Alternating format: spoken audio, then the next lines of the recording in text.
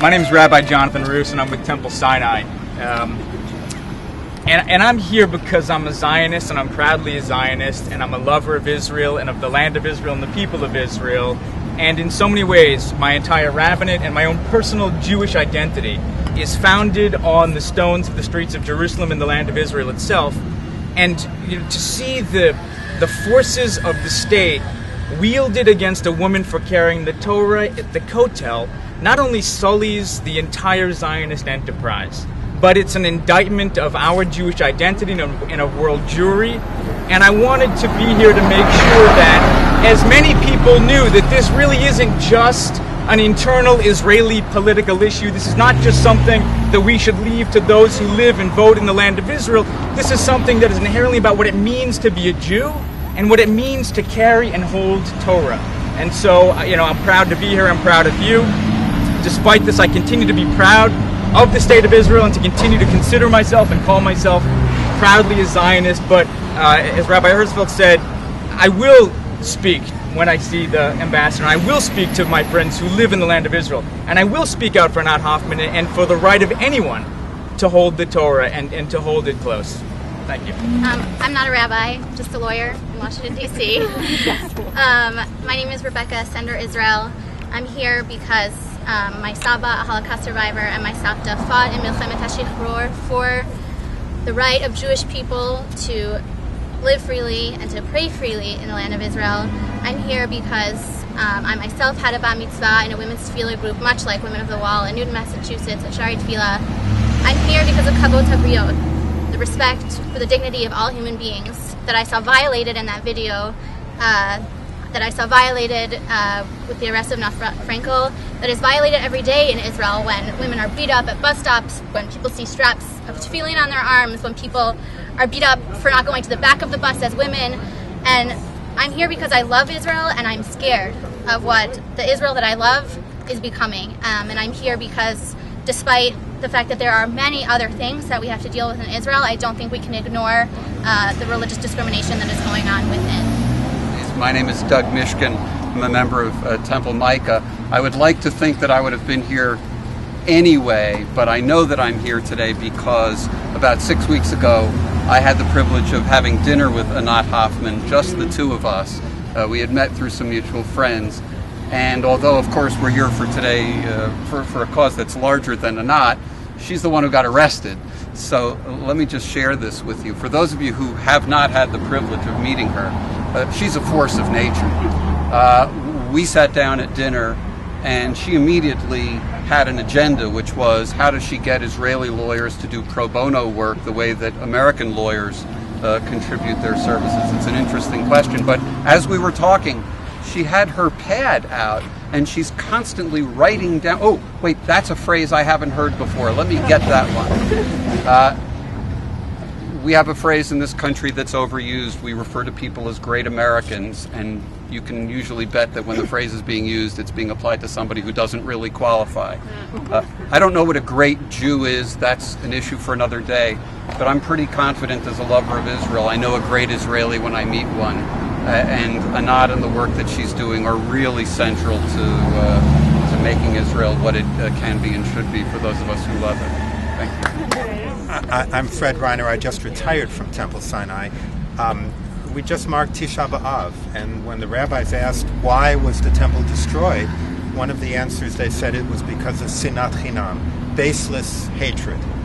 And when I look at the way our co-religionists are treated, whether they're trying to carry the Torah at the wall or trying to welcome Jews into the community, I can't help but feel that there's an element of sinat chinam. And I would hope that instead of sinat chinam, we could substitute it with a feeling of Klal Yisrael, that we would reach out to one another and embrace one another, and in that way we would all be strengthened.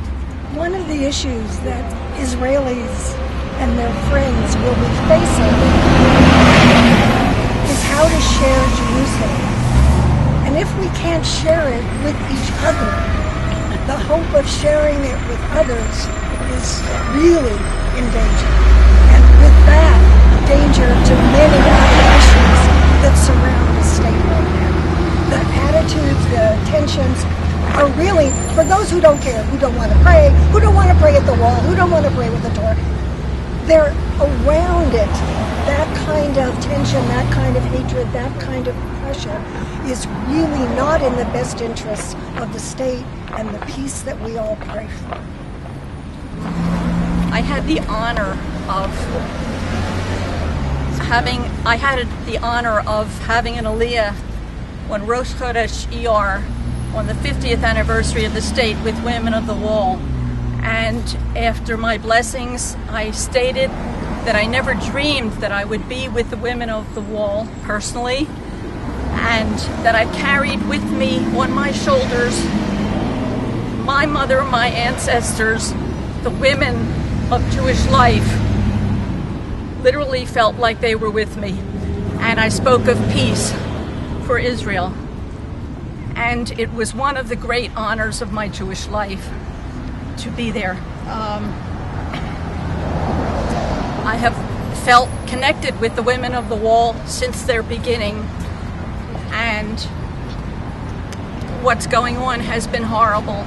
And Israel, with its highs and its lows, represents the Jewish people, and the Kotel and Israel belong to all the Jewish people, including all Jewish women.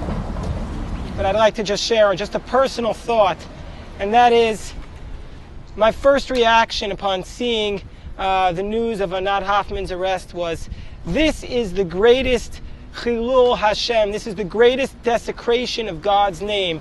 The fact that Jews can arrest another Jew for holding a Torah. And I felt dejected. But when I'm standing here today with everybody, I feel uplifted. And I feel that this gathering here is a Kiddush Hashem, where everybody has an opportunity to share their thoughts, where there are Jews from across the denominations, where we're disagreeing with a country that we love, but we're disagreeing with respect and with love.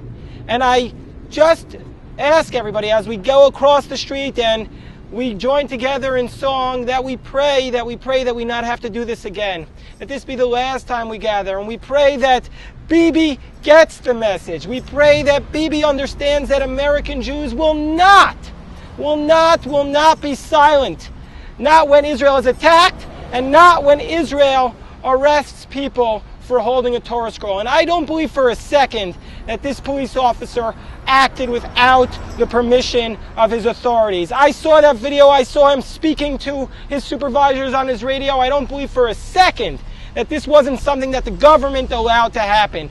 And I want Bibi to know we're not going to be silent. But that means we're not going to be silent when something like this occurs. And even though we're maybe here with however many people, this video, Matt is going to make the video, and we're going to email. If you want a copy of this video, email me. I'm going to post it on YouTube, and it's going to go around, I believe, to hundreds and hundreds of thousands of people. So let's walk across the street together, and when we get there, we'll sing Oseh Shalom.